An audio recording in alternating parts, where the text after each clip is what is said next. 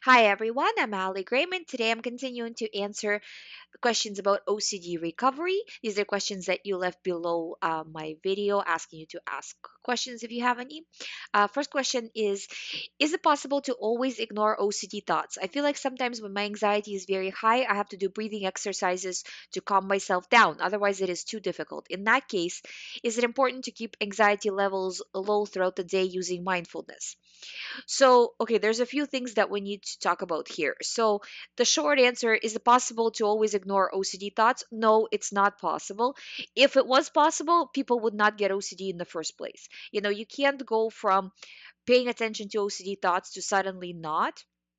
It's gonna be it takes work, as you know, and that work means that there's going to be times when you fail. You should try to always ignore OCD thoughts. Realistically, you will not achieve that perfection standard. Don't even try. you know I mean, try, but realistically, you have to know that there will be setbacks, because if you try to make it perfect, you will feel really bad when you have a setback, and then you'll start to dwell on that setback, on how bad it is that I took a step back, and then that can become a problem as well, and you're not sending the right signals to the brain, because now you're worrying about taking steps back as well. So you have to accept that there will be steps back, but most of the time you have to be going forward. Now the second part is, when the person says it is too difficult, when the anxiety is very high. And this question I get a lot is, what do I do when the anxiety is 10 out of 10? And try to look at it from a physical perspective. When your anxiety is 10 out of 10, the cortisol is high, the adrenaline is running, you are completely depersonalized, feelings of depersonalization, derealization. You don't feel like you're really understanding the situation. You know what I mean? Like, you feel hyper focused, but also really can't focus at the same time, right? You feel like you're hyper focused on the thought, but at the same time, you're really not seeing the forest for the trees, so to speak. You know, in that state, what can you really do besides doing breathing exercises, or taking a nap or something like that? What can you really do? There's not really much you can do. So it's exactly what you said, is that it is extremely important that throughout the day, you don't get yourself to a 10 out of 10 anxiety. Because when anxiety comes in, when the thought comes in, it will come in out of, say, well, unless you have an extreme situation, most of the time it comes in at like 8 out of 10, 7 out of 10, that first initial thought of the day, right? And it's like, oh, just like think about it, or just analyze this, or just do this one compulsion. You know what I mean? Like, that's kind of not all the time, but for a lot of the time, this is how it comes in. And then you do the compulsion, or you analyze, and you get yourself all the way up to a 10. So learning from those experiences and being accountable and choosing not to do this anymore, because clearly you're still dealing with OCD. So that false fake promise that it gives you, that if you just solve this one thought, everything will improve, is a lie. And you have to look at it that way. It's a lie. I'm not buying into it. And that's where mindfulness comes in, that I'm done taking this seriously. I'm done discussing it. I'm done buying into it. I can't do this anymore. I just can't do this anymore. And then the more you do this that way, the more you will feel like the anxiety will start to improve. So it's, when I do recovery program, for example, with people, we kind of talk about everything, because OCD affects every aspect of your life, and also, by the same token, every aspect of your life can also affect OCD. So you need to make sure that you're not overly stressed. You need to make sure that you have an at least okay lifestyle, no extremes, like making sure that the sleep is okay. It doesn't have to be perfect, but it can be extremely abnormal, you know all these things, that it helps. And mindfulness really helps. Meditation helps as well. It's keeping yourself at a level point throughout the day, where you're saying, whatever, that's an OCD thought, not buying it. Another thought comes in, no, whatever, still an OCD thought. So it comes in at a 6 or an 8, and you're keeping it at a 6 or an 8. When you're refusing an OCD thought, doesn't mean it's going to go away, but it's also not going to get worse. And that's extremely important. By the way, I do understand that a lot of the times it takes a while for me to get to questions. So if you left a question a few days ago and this is no longer relevant to your life, so say you moved on to a different obsession, or you have another question, feel free to edit your original question, or if you feel uncomfortable leaving it under my video, you can also delete the question. So that's not a big deal. So feel free to do that if you choose to, just so you know that the option is available, because sometimes people can, um next question is, how can I know if any fearful thought coming into my mind is real or because of OCD? So if it's fear, if it gives you well, it can and not necessarily can. Sometimes it just, like I said, like it comes in as a thought, as an image. So initially it might not give you anxiety, right? But however it comes in, right? You're reacting with anxiety, you're paying a lot of attention to it, you're doing physical compulsions or mental analyzing. It feels very real. Those are the traits that this is an OCD thought. So, choosing not to solve it, you will never know 100% for certain that this is an OCD thought. You will never get that feeling. Stop chasing the feeling of relief. This is what I say to all the clients. I'm saying it on this channel all the time as well. Stop chasing the feeling of relief. You will never get it. And the more you try to chase it, the more you show your brain that you are scared, the more the brain is going to send you um, the same thought, because you're essentially training your brain that this is very scary situation for me. So of course, the only way your brain can protect you is by sending you more of these same thoughts. So choose not to do it. View it as OCD. Choose to view it as OCD. And when it tells you, but what if it's not? What if it's real? Blah blah blah. I'm not reacting. I'm done. I made a choice. I'm moving forward with the choice. Choice does not require proof. We're not saying I feel right about making this choice. You're just saying I've made this choice, right? Just like any other situation in life, right? Sometimes you make choices based on assumptions. Most of the time, we make choices based on assumptions, right? So you're making a choice based on assuming that this is OCD.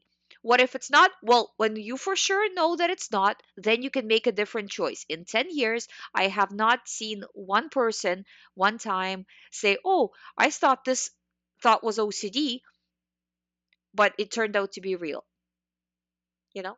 Not to say that things can never happen, right? If you're worried about say illness, it doesn't necessarily protect you from getting the illness, right? But it's just it just doesn't happen, I'm telling you, from experience, I've never seen it happen where a person said something, I feel like I have like cancer of this, and then they have cancer of this, or I feel like this is baddest thing is going to happen, and it happens exactly, so you're not going to be that first person that goes into Guinness World of Records, you know so choose to move on, choose to step over it. Next question. Is trying to be certain a thought is OCD a bad thing to do? Yes, it is. And that's exactly what I was just talking about. I feel I need to make sure it's OCD first before disregarding. Is this wrong? Yes, it is wrong, because what is what? Okay, so in this situation, what exactly would you be disregarding, right? You're just looking at it, you know, I mean, if I know I'm safe, then I won't have to protect myself. But you have to choose not to protect yourself even though you don't know that you're whether you're safe or not. Okay, so you have to step over the fear and choose to disregard rather than make sure the fear is not real and then disregard. It's like no matter how much I think feel it's OCD, I'm still needing to check. Yes, that's how OCD works, that you want to make sure, you want to keep checking. This is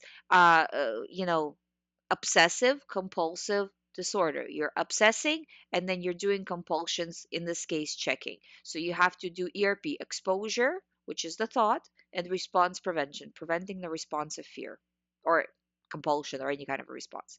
And I say, the response of fear, meaning any response that shows your mind that you're afraid. So it could be a physically doing a compulsion, mental rituals, mental analyzing, or it could be something like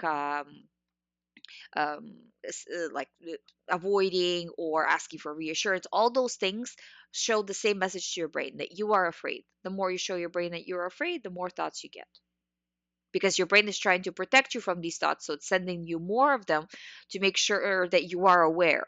If you said I'm very scared of a red balloon, it would send you thoughts about red balloon just the same exact way. It doesn't have the difference to tell what the thought is about, like it beyond just, ones and zeros like a computer, right? It doesn't know that be anything beyond that, but it can tell you that, okay, you're scared of this pattern, this type of signal. Okay, I'll send it to you in all variations all the time until you change the programming. So you can change the programming now, or you can change the programming 50 years from now. And, when you change the programming, the brain will change. Until then, it will keep running this programming. So it's up to you to retrain your brain, right? Kind of look at it that you've trained it the wrong way. Um, and now you have to retrain it.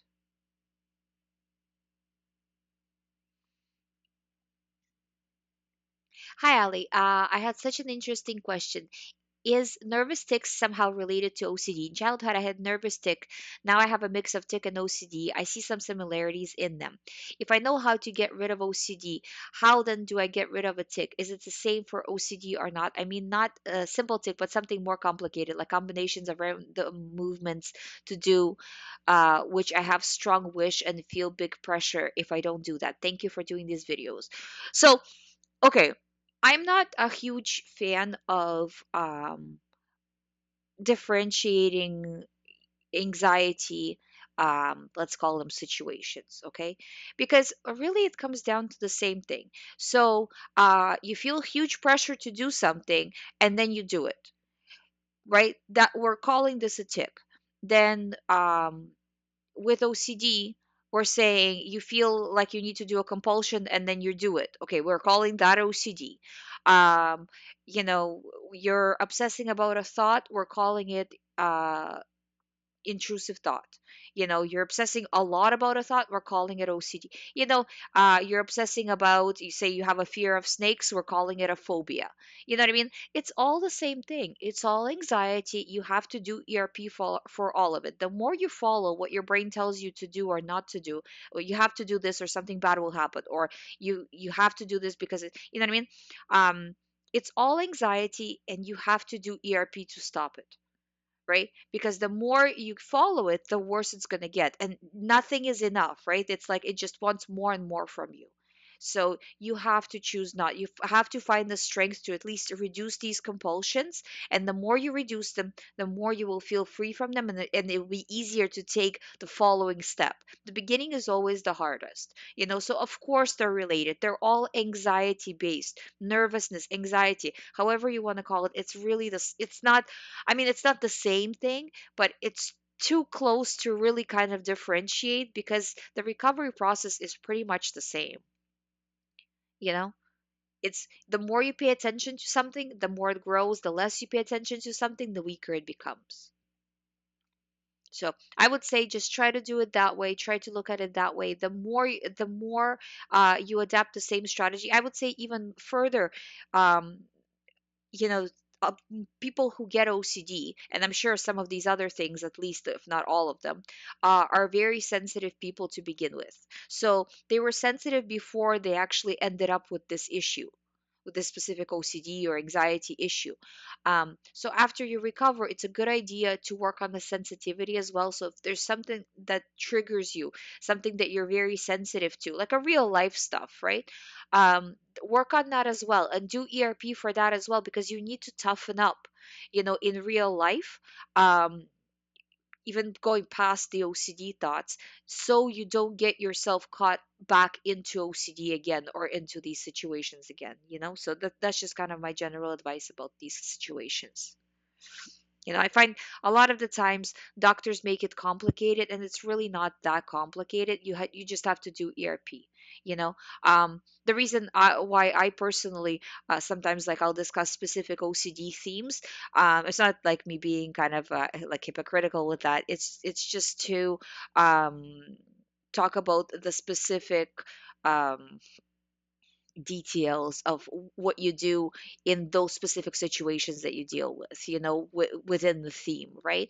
But in terms of, if you take it as a whole, you get a thought, you refuse a thought. OCD makes you want to do something, tries to get you, pull you into a compulsion, you refuse the compulsion to the best of your ability, and if you can't refuse fully, try to delay or try to do only a part of it, but continue to reduce. And the more you reduce, you will see like I said, the beginning is the hardest. After that, it just gets easier and easier as you go. You just have to keep going until it's fully done, you know and um especially in the beginning, don't look back and say, oh, you know what, I've been doing this for a day. Like, a lot of times I hear this, that I've been doing this recovery work for a day, it's really difficult, I see no improvement, therefore I give up.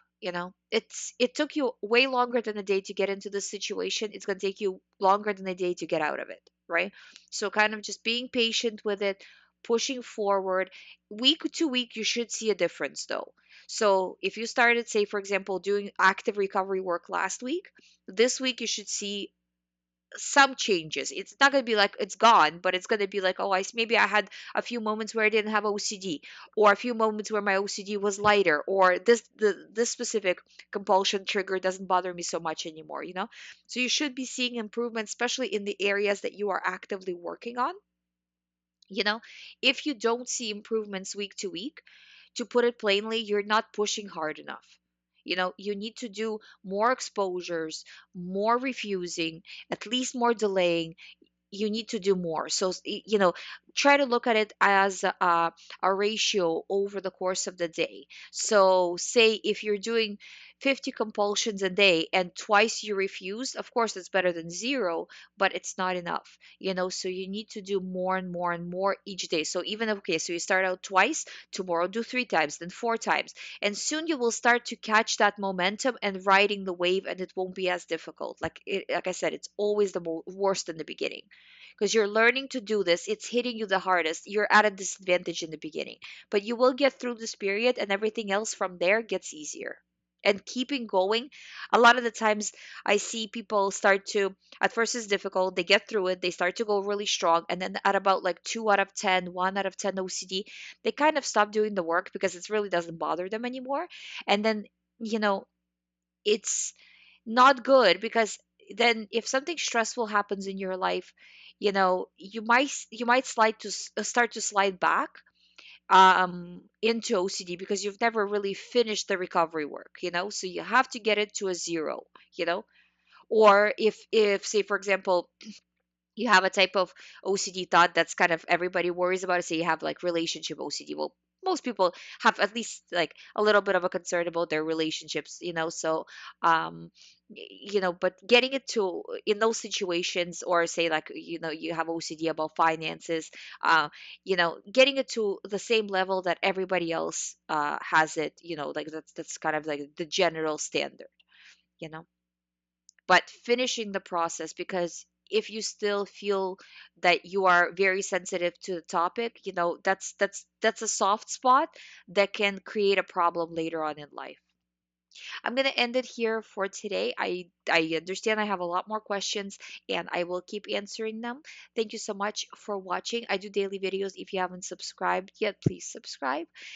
If you would like to do the recovery program, all the information is as usual on youhaveocd.com. Thank you. I'll see you tomorrow.